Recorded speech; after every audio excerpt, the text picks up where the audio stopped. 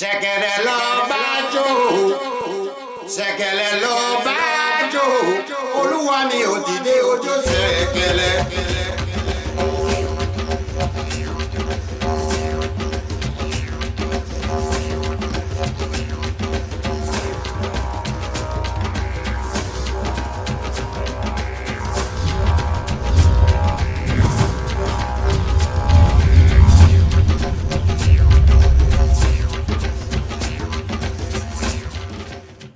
Welcome to Theoryforge Chronicles. I am Phantom X, joined as always by Diggs, legendary neurotoxin, and Sog. The infamous Diggs. And we are joined by special guest Duke Manus Day of Wessex. How's everybody doing? Great. Doing good. All right. And I love this show. I love that title, by the way. It's the best one we've had so far. So before we kind of get into everything DSS, Duke Manus Day, why don't you tell everyone, I'm sure everyone that's watching probably already knows who you are, but for those who might not, just a little bit about you and your role within Illyria. Hi, I am Manus, the Duke of Wessex.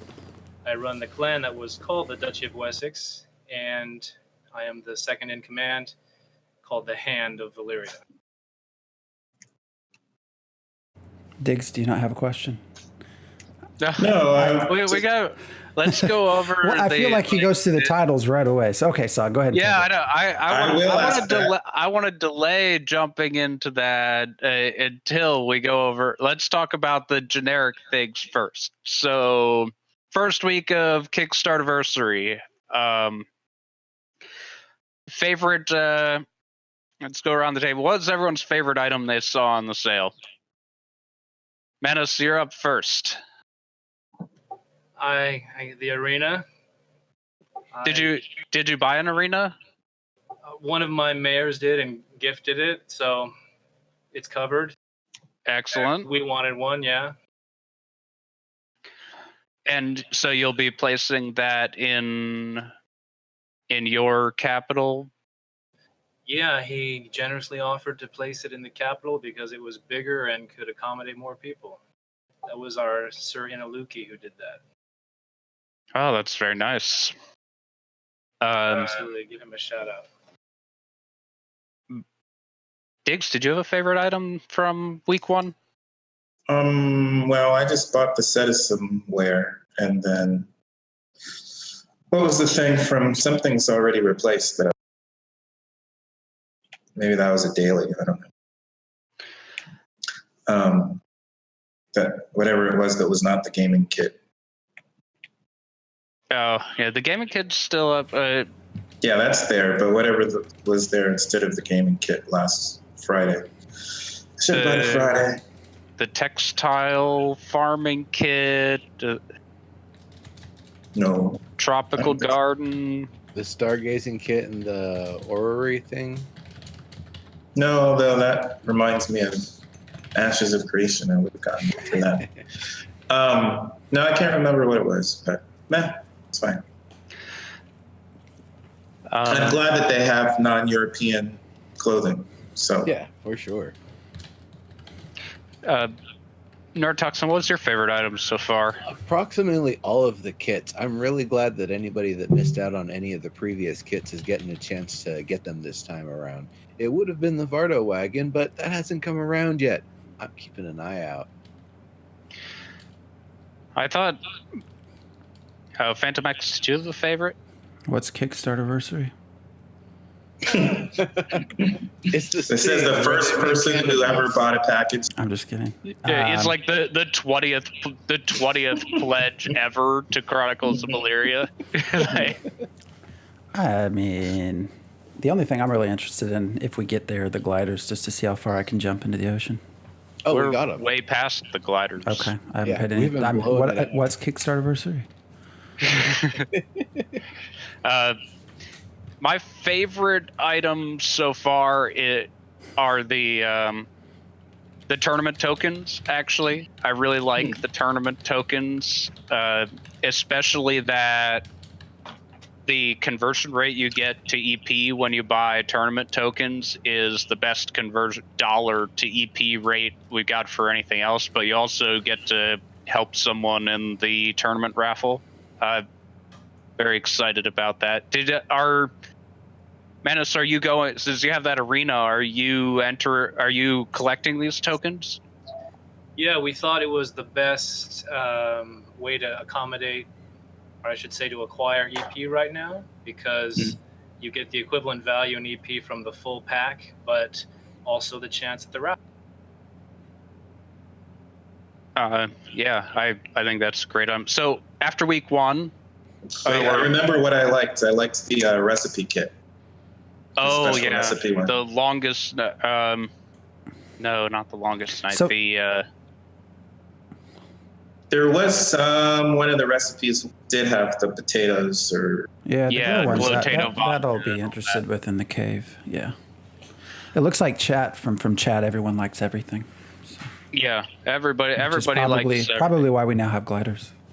So out of the rewards, the highest reward listed at week 1 was at $360,000.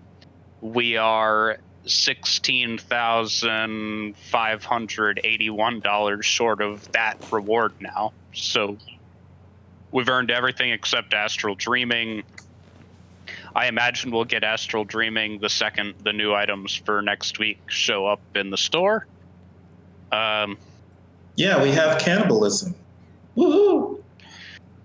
Yeah, we'll talk about that a different day, I think, because I think we can talk about cannibalism for an entire hour, probably. Yeah, that's one I think we would want to bring a little bit more research and references so we aren't coming in as a bunch of ignorant doofuses, because it's a subject that has a lot of interesting interface with different cultures around the world, both past and current. So definitely don't want to come in and be like, oh, it's this and it's that and it's dumb and blah blah blah, because I mean, I think the the game is root of trying it, to aren't go you just beyond eating just people? like Western fantasy. Yeah, so the other thing that happened in the last couple days is, surprise, you thought you were going to be picking midnight Sunday night, but no, you have to now wait till October 27th. I think that was a pretty big change.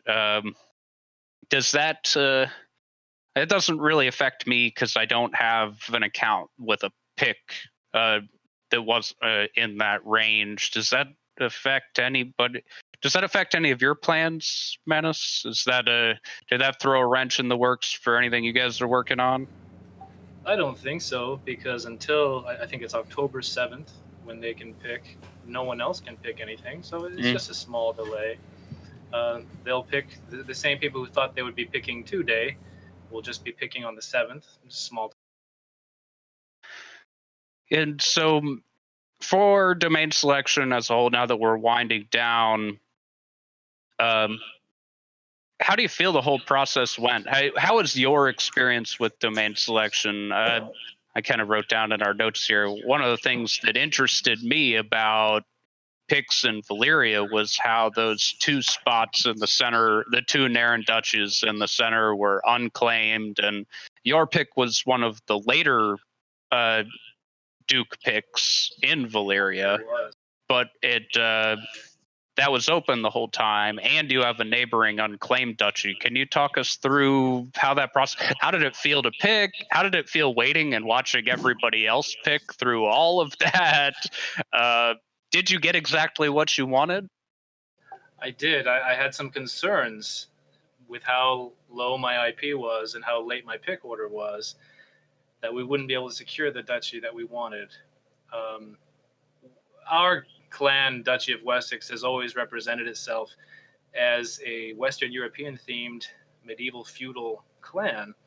So it was imperative that we got Naren in some way. So there was a lot of negotiation that had to happen between Valyrian dukes. And then we had to take advantage of the reserve list. And then ultimately, I just had to cross my fingers and wait and hope that nobody would snipe the one I wanted and that there wouldn't be a free-for-all of picking. And thankfully, most people adhered to whatever plans they made before DSS to stick to their own kingdoms.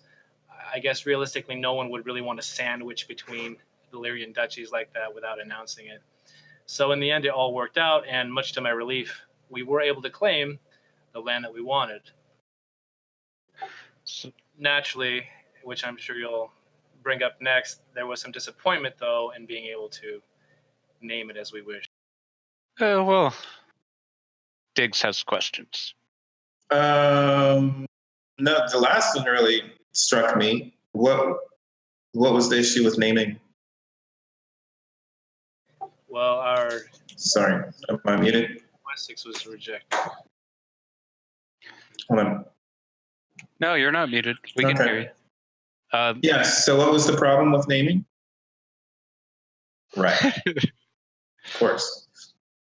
Okay, well, for the past 15 years, I've had the URL duchyofwessex.org, and I've run a clan, an eponymous clan, going by that name.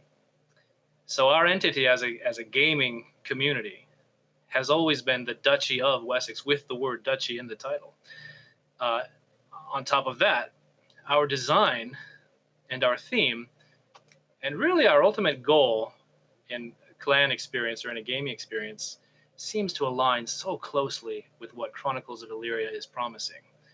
So we obviously got our hopes up very high that finally, after 15 years, a game would accommodate our identity as a duchy, would allow for us to have a duchy territory, and on top of that would allow us to have the verisimilitude of kingdom life that we always wanted, that we always projected our ideals onto. So it's been a big disappointment, or at least a little bit of a delay, a little bit of a speed bump in us not being able to claim the name Wessex. When I submitted it, it was rejected. Oh. And you've appealed that, or is there an appeal process still ongoing, or are you moving on from it? I assume I have appealed it. Several of us have raised appeals. I've not heard back from that yet. But Where's Serpentius in chat? Well, I'm gonna play devil's advocate for a moment, and I completely understand where you're going. You've got this group that's been going for a while, and it's an outside enough name for where you're going to be using it that it should be fine. But I understand it is a real world place, and it wouldn't necessarily be fair if I wanted to call banana shaped West Coast Duchy California just because I've had a clan called California for the past 15 years. So it's definitely one of those things where it's a touchy subject, and it creates that supposed slippery slope. Well, if you allow them to be called Wessex, then why can't I call my place this or my place that, and start using a lot more real world names and analogs for things. That you raise a good point, and we would agree. The idea of having moderation of names for immersion is brilliant. I mean, how many times in past games have you seen Leet speak names, which, while they allow people to name it what they want, they do break immersion. And certainly immersion's always been our goal as a clan. But that slippery slope argument that you just made has already come into play. They have already allowed historical names. In fact, they allowed a neighbor of historical Wessex, if that's an issue, right across the English Channel. The Duchy of Aquitania was in existence at the same time as the Kingdom of Wessex. And when we can go down the list, Calidor is a real place. Elba, which they allowed for my county name, is a real place. Illyria is in Ohio. Illyria is in Ohio. We have the name Valyria, which everybody who has watched everybody has watched Game of Thrones immediately thinks of Valyrian steel. I cringe at that, and I'm in that kingdom. And so they've allowed that and so many other names beside. I saw the County of Strength, Method, Honor the other day, which is a nonsense title. Is that real? Where? I want to find this on the map. Where is this? Luna. It's on Luna. Oh. So my point is, given that my community we didn't kickstart, we crowdfunded for the opportunity to purchase a Kickstarter pledge, which is why our IP was so low, because we were a late pick. And given the investment and the belief we've had in Chronicles of Illyria, it shouldn't be that we're rewarded with not being able to get what we wanted when so many others that are so similar are allowed. It's arbitrary and it is subjective. And given that fact, I would think that there could be a little sliding room given our involvement and our investment. Yeah, you do make a good case. It's obviously it's up to the no, real world places aren't allowed. Real world places may not be allowed depending on how well known they are. I see. So I've had this conversation publicly that I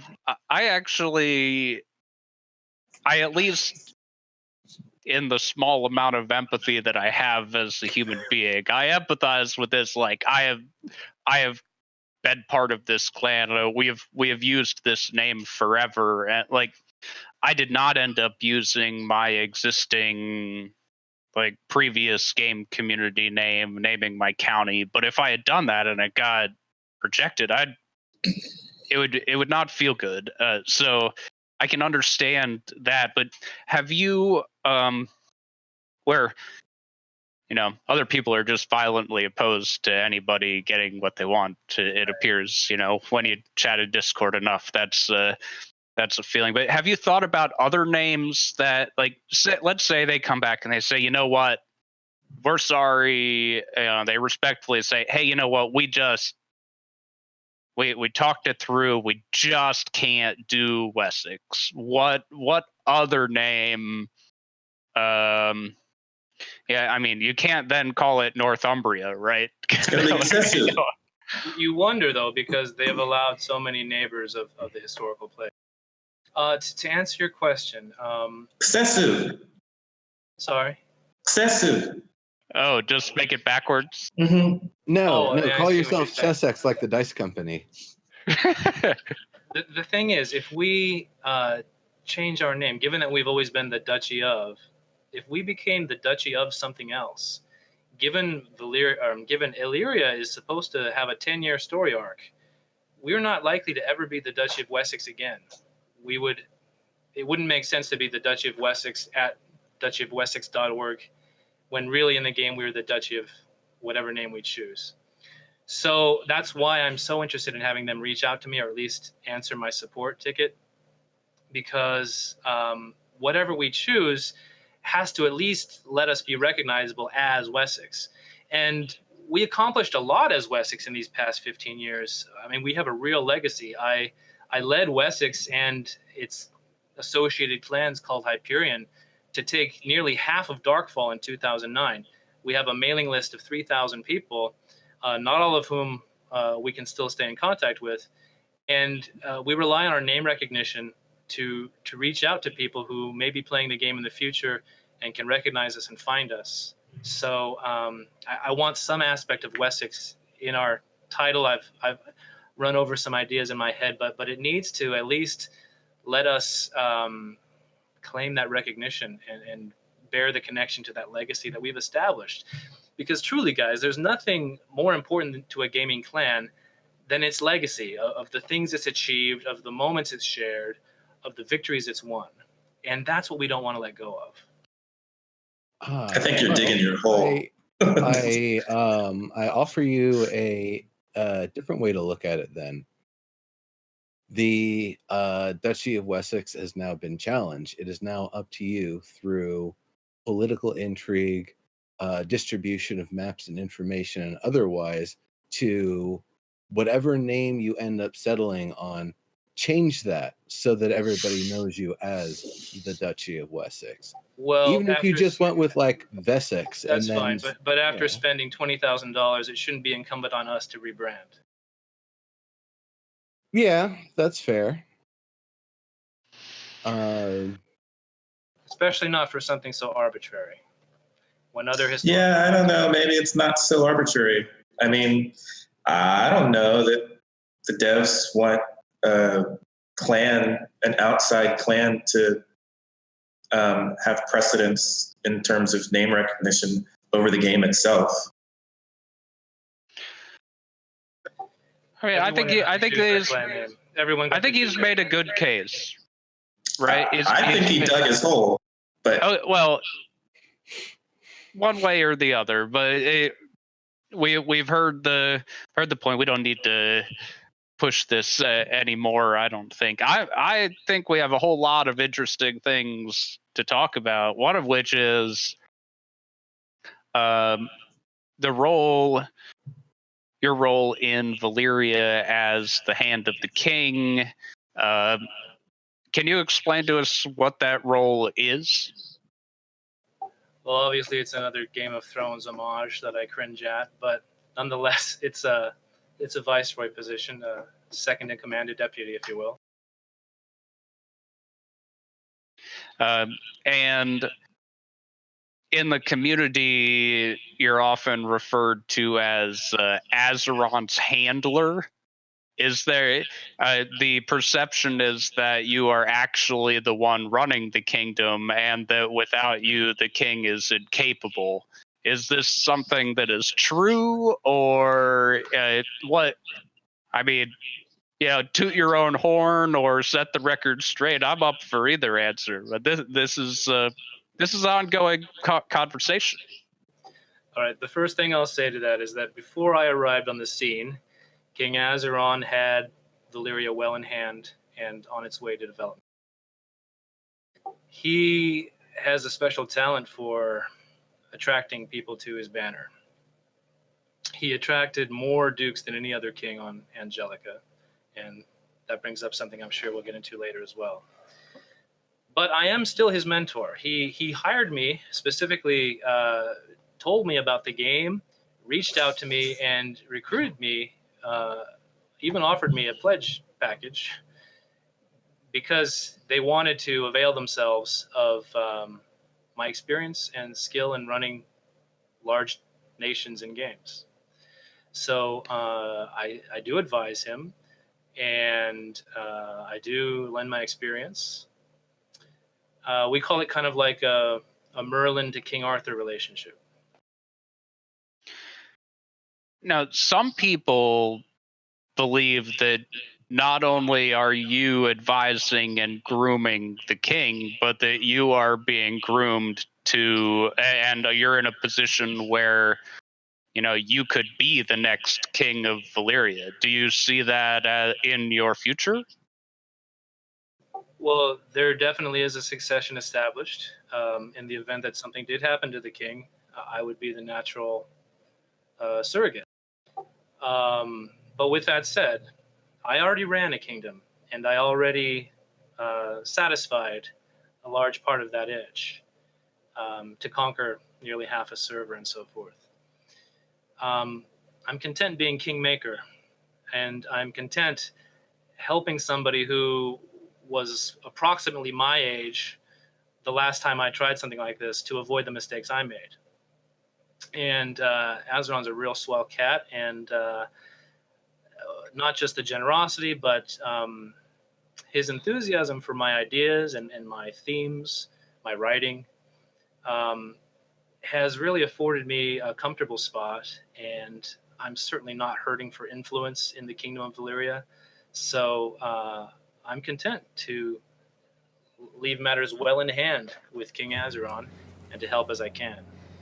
I So like the idea. who's mentoring who? I like the idea of kingmaker myself. I think that I would like that role too, because you can make a new king. I mean, that's. I'm all about the story and the fun parts of this. So basically, conflict. So, anyways, sorry. I just like that. I like that you said that. So go ahead. He can definitely make a new king. He's in that position, it sounds like. Yeah, who's mentoring whom? You said he was mentoring you, but it sounds more like you're mentoring him. No, I was invited into Valyria to lend my experience. Absolutely. So I am his advisor and his friend. I don't think that answered my question. He's the mentor. Yeah, he's the guy. He said he's the Merlin to, Azeron also goes by King Arthur Valen, I believe it is, in the Discord. So it's like Manus is the Merlin to Azeron's Arthur. So if something were to happen to Azeron, you are next in line for succession, assuming that he doesn't have any natural heirs or anything. And if that did happen, would you be content to become the kingmaker, continue being the kingmaker, or would you humbly and regretfully step into that role? Well, I am the surrogate right now, so it would at least behoove me to occupy that role for some time, if that was the case. Yes. May the gods preserve Azeron until that time. Mm-hmm. I can't wait till we actually start to get playing. Mm-hmm. I just cannot wait. Just seeing the comments, and yeah. Red Wedding, did you say what? There is the Game of Thrones theme going on. That's what he there, said. right? Well, He said You know, there was a comment earlier in chat, and I was going to respond in chat, but decided not to. But because you never know if it's trolling or what. But it was, is this game a dream? The reality is, we've probably got more hours of entertainment out of this already, long before it's even something to play. Right? I mean, how much? I guess comparing it to other existing games, how much do you actually breathe and live this stuff like this early? It's a lot of fun to be able to build your own villages and cities, duchies and counties and all of that stuff. And, hopefully that's a lot of the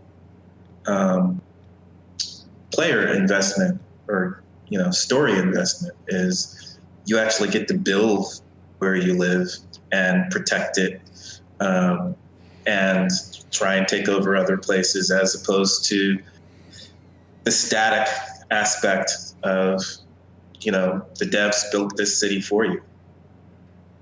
And it's always going to be there. And, you could defend it, but it's still going to reset and be what it was before for decades.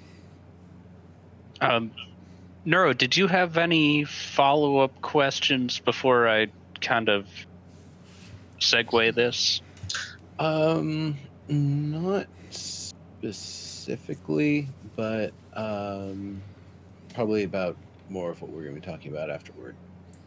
I don't know where you were planning to go, Tsog, but I was wondering about what the vision of the duchy is, and how does having a community already developed outside factor into what you're planning to do as a duchy inside the game, inside this specific game, in this specific kingdom? I'm sorry, can you clarify that with the... Like what's the vision of the community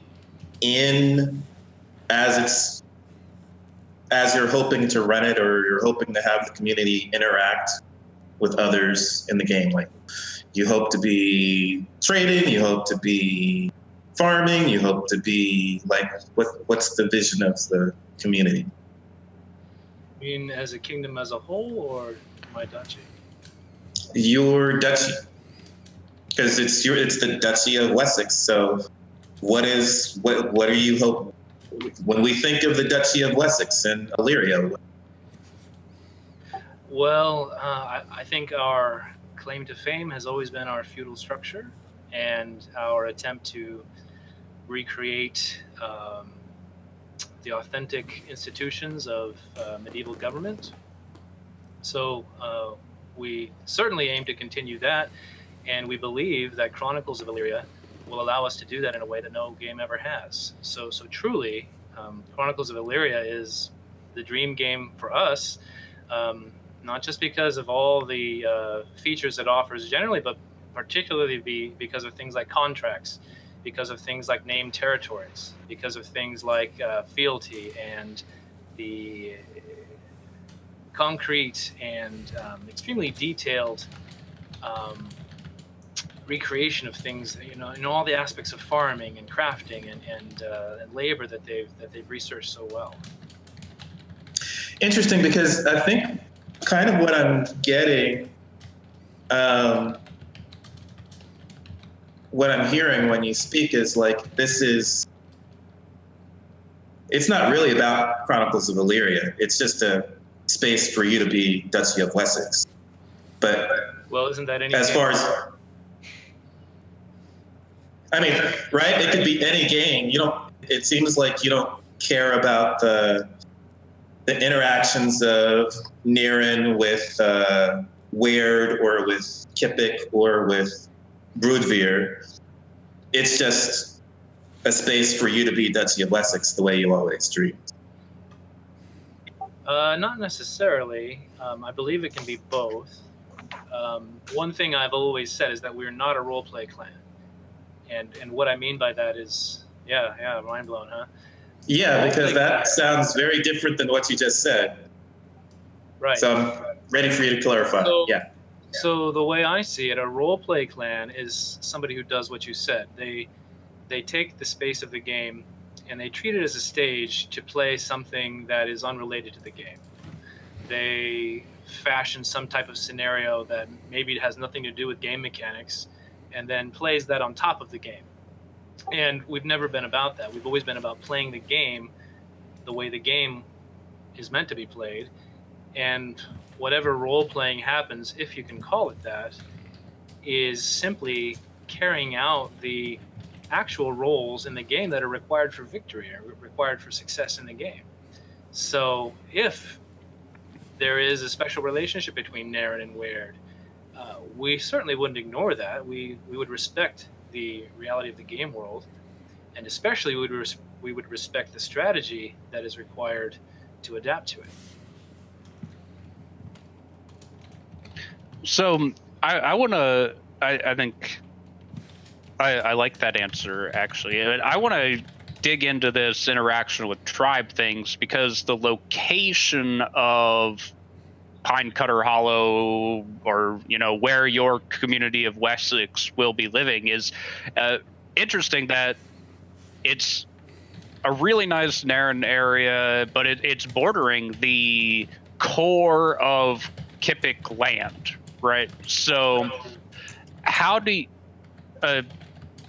I've been interested in religion in Illyria for a long time.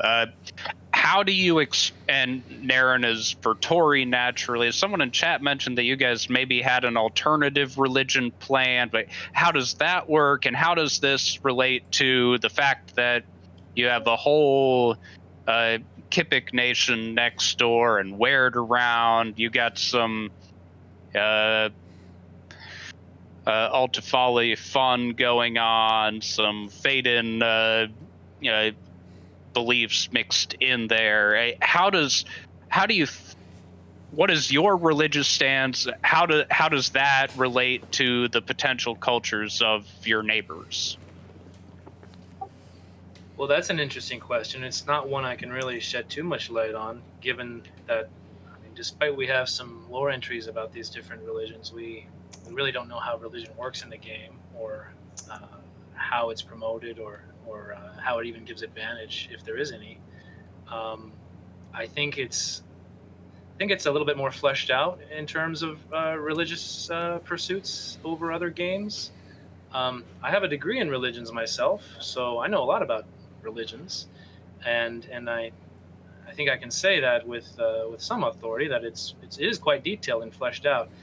Wessex has always had some type of sun religion in former games. Hyperion was a sun kingdom, so just for the sake of tradition, we'd like to do something with the sun. But would you like to modify or create your own religion within the game, or would you go back to this, we're an RP community jumping in and working with the stage that we're given set? Yeah, I mean, I would, if I did commence a new religious movement in the game, it would be done within the game. It wouldn't just be imposed from without. So yeah, I mean, we'd work the lore threads in there. It's the Faden influence came in here, and then there, some theology. Yeah, we'd draft it up, sure. I remember the original projection was 5,000 EP for the common tier religion kit in order to plop down your own religion. Is that right? Well, that's yeah. Can you do that with a religion kit? I didn't think you could actually do that. I believe that's one of the things that you were going to be able to do with it is like use it as the vector to kind of start your own religion if you aren't going to use it to support one of the established ones. I could be wrong, but at the same time, you could put it down and then just reconsecrate it for your new religion. Because here it says you use them to increase the overall presence of a specific religion. So, well, that'll be a question for when the EP store comes around. But I believe there are going to be ways to facilitate making at least your own cult off of one of the existing religions. Your own flavor. So you could still be a Vertori, but you're the cult of one virtue or the cult of one vice. So that would be a cool way to branch off and say, you know what, we're not actually different, but we're highly focused on this one aspect of the religion. Yeah, you're the fundamentalist for Tories. Yeah, something like that. And talking, so you expect that your relationship with your neighboring Kippic duchies will be fine. You're part of the same kingdom. Do you have good relationships with them? Oh, we do, really. I would say we have good relationships with all the dukes in Valyria. And what about the one duchy next to you that hasn't been claimed? Is that do you have someone else taking that? Is that earmarked for you to? When I was watching the map and I knew that you hadn't claimed yet, my first thought was, well, which one of these is he going to take? And is the other one is this guy so influential that he has convinced the other dukes in Valyria not to take a neighboring duchy so that he could just take it over when the game starts? Like that's what's going through my head. Am I way off, or is this a realistic guess? I won't be expanding into the Vinehaven. I have no plans for that. Would you like to elaborate on what your plans, what the plans for the Vinehaven are, or is this going to be a surprise? Truly, we don't know. Several counts have made stakes there, and I expect they're going to be vying for it when the auction comes around. And truly, it'll be a matter of who's got the fastest click finger. Who wants to spend $1,350 the most? I'm assuming that when you're totally surrounded, and it's it's a Naren duchy. Naren appeared to be one of the most popular tribes in the game. It has really good available resources. I imagine that it's going to be listed close to the top of the price range. But I could be totally wrong. They're crowdfunding and they're expecting $1,350 for sure. That'll be it'll be nice to finally shore that up. Before I move on, on the other side of that, I had heard that in Valyria, Ashside might not be someone that you guys expected to be there. Is that a new addition to your community or someone you didn't know? We are speculating, to tell you the truth. We think it might be a developer or just a rando. We're not sure. These things are very interesting to me. Unknown. I wish we had a whole lot more of that during selection. I'm always interested in randoms because I do think we've talked about this before, that sort of how a kingdom or a duchy, how they interact with randoms will sort of predict how long they will be post-launch around, because that directly ties into how you treat random people, right? And so the whole goal here is that once we go live, your the population of Illyria increases 100-fold would be great. So how you treat a random person placing, I think, will say a lot to when you have thousands of other people at your doorstep that have not followed you this whole time, and that initially probably won't care. So it's just my 2 cents. I don't know. I could be totally wrong, but I don't have any other specific questions about internal duchy relations. Did anybody else want to have something they wanted to ask here? Something jumping out looking at the map interesting you'd like Manus's perspective on? Gigs? Well, I'll ask the question that I've been asking. With the resources being shuffled and reshuffled again, was there? Am I quiet? Nope, we got you. Okay. A With little bit for me. oh, sorry. Hold on. Anyway, let's try that again. With the resources being shuffled over and over again, as they finally homed in on what they intended all of the places to have, or at least on the surface level, was there anything where it looked like you were going to be losing out on a resource, getting more of something than you were hoping for, any of that sort of stuff? Or, knowing that you're targeting narrow areas, did everything in those areas pretty much stay about how you were expecting to be able to do the Duchy of Wessex thing as you were planning to? Yeah. I don't think Pine Cutter is hurting too much for resources. I think the only thing it's missing is caves and maybe high ground. Obviously coastal access, but we'll work that out. No, I'm pretty happy with the pick. Cool. Can you elaborate on how you plan to work out coastal access? Because this interests me. At Sedekim, the king will give us a little corridor to the ocean from his duchy. No big deal. Oh, I see. Because you just need a teeny little bit. You just kind of cut off there. Yeah. It's not too bad. Well, that's a nice deal. So the next thing, international relations. Duke Manus, you have been in the center of a controversy of sorts, specifically regarding, potentially Valyria intending to place dukes within Aranor and then switching, and now maybe having Valyrian dukes present in Tyria. I don't know how much you want to elaborate on this, but with your plans and your advising of the king, have you effectively placed dukes in other kingdoms? We have indeed. And it would be.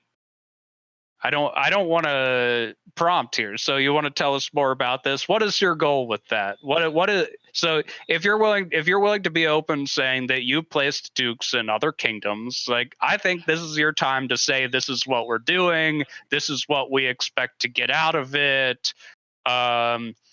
You can try to stop us if you want, but however you want to put it forward. Give us your perspective on this. How is this going to play out? So I can tell you that we had a surplus of dukes. We had too many dukes with pledge packages much larger than duchies we could accommodate. So given the overflow, we had to seek alternative placements for them. I will tell you that initially, Queen Keller of Aranor offered us the 3 duchies on her border, and we had an agreement that we would be free to take them. She later retracted that. And then once again, she offered 2, and then retracted that. Well, or at least provided it with a proviso that we have our dukes approach her and meet Bend the them knee. for. What's that? Bends the knee. She didn't necessarily say bend the knee, but she did say approach them and get to know her before she gave the go-ahead. So at any rate, it wasn't a subversive placement, and it wasn't an underhanded placement, but rather one that was clear and above board. And the same goes for Tyria, where King Edward actually invited us to place dukes there. He sought our help in placing the dukes. So certainly nothing was insidious or manipulative with these placements. It's simply us trying to accommodate our excess of dukes who were attracted to our banner, and trying to also perhaps help our neighbors as well. So you have developed some sort of alliance with at least King Archibald and Duke Reginald. Is that the case, that these placements are part of an alliance here, or do you expect that? So I'm looking at the map. I can't say that there's a full-blown alliance or treaty, but there has been working in close proximity to arrange a fruitful outcome to DSS, yes. And what is the fruitful outcome that you're hoping for here? Well, not that I'm hoping for necessarily, but just the accommodation of our dukes and perhaps the assistance of these other kings.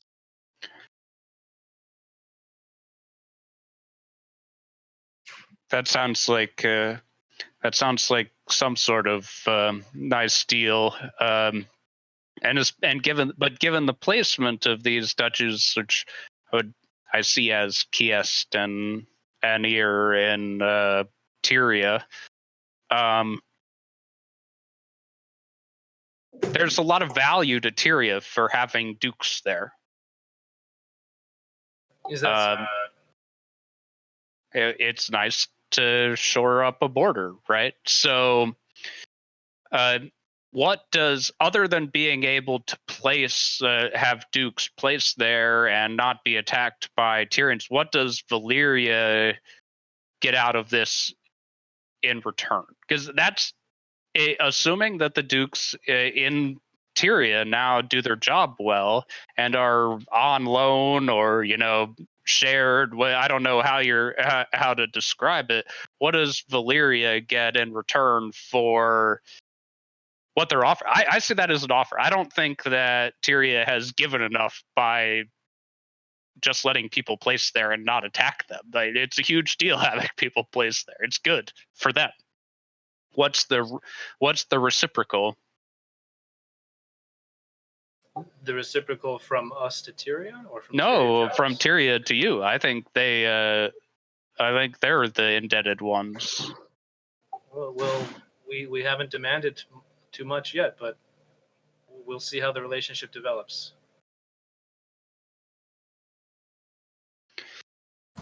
Somebody else asked questions. I am here, really so liking. So it's not just me. You have the best questions. I really like the title Kingmaker. This is all very interesting. I don't know what else to say. Yeah, Neuro has actually been super quiet, so. Yeah, I can't believe how quiet Neuro has been today. You gotta have something. Perfectly honest, guys, you've asked a lot of really good questions. I've kind of been just enjoying hearing the answers and hearing the back and forth here. It's been quite interesting. I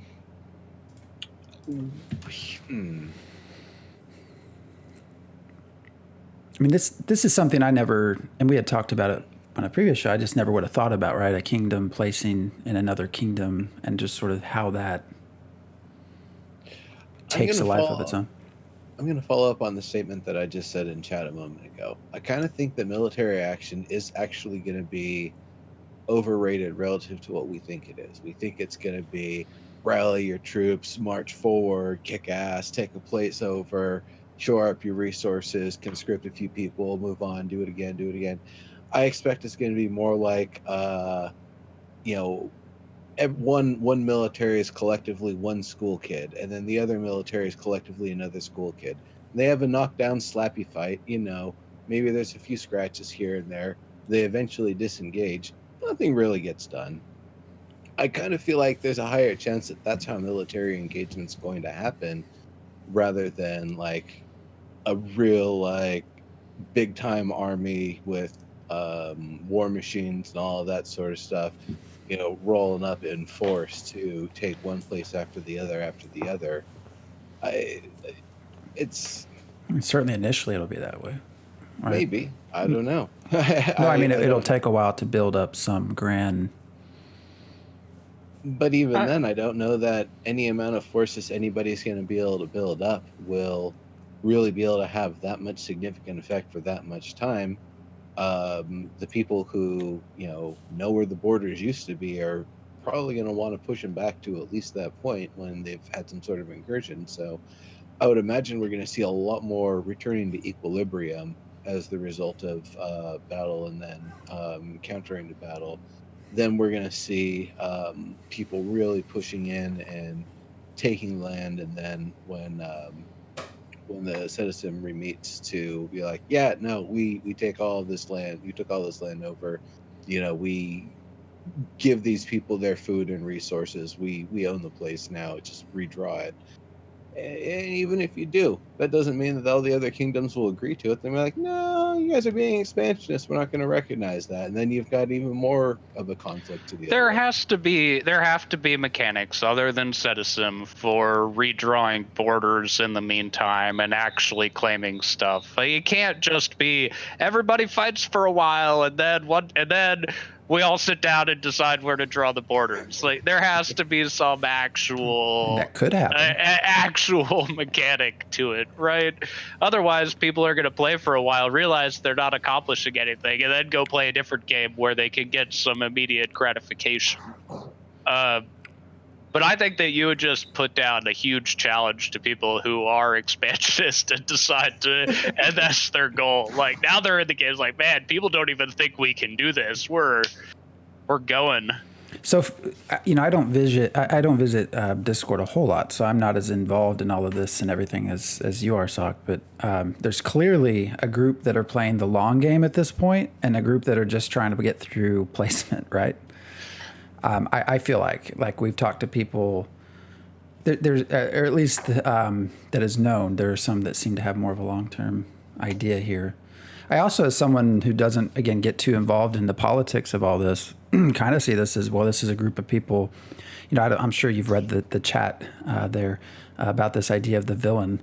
I sort of see this as a group of people who know what they want, and they're going to go out and get it. And I don't know that you can blame them for that, right? I think that having a reputation as the villain is a huge recruiting pitch. Like, I've been saying this to people all the time, that you want to recruit people. You don't say, hey, we have everything for everyone. Do you want to feel loved and part of our family? Come join and you'll get rich and everything's happy. No, I want these pitches like, we're focused, we're driven, we're going to do this stuff. You know what? We are considered, I'm going to do your pitch before you do your pitch. We're the enemy of they think we're the enemy of all of Angelica, but they'll find out soon enough that we will be their benevolent overlords after we conquer all of them. And, see, I think that's an attractive pitch. So as we get to the end of the show, that is true. That is very true. Another aspect to it is the idea that collective crime now becomes government activity. That go out and kill by yourself. You're a bandit. Come kill with us. Oh, we'll give you title. We'll give you people to have baby contracts with. We'll give you people to have baby contracts. You heard me. Yeah. I mean, you have a good point, Sog, because one of the things we talked about, a lot of people seem to have the same pitch with what you just said. So you're going to have a group of people that have to sort of pick, okay, well, which they all sound the same, versus a pitch like this is very unique, and will definitely grab probably a large amount of people, I would assume. Well, I want to hear Manus's actual pitch while I do some giveaway drawing, if we're okay for that. Well, his pitch is, I am Cersei. But really, he doesn't need a pitch because he already has everybody. Oh, he let him give his pitch. I am letting him give his pitch. I'm just chiming in before he does. Okay. Well, with all that said, our pitch is that Valyria has been designed based on a system that has worked to great success in the past. On top of that, we've installed in leadership positions people who really are responsible for the departments they're in charge of in real life. We've got real field officers leading the military. We've got real financiers leading the treasury departments.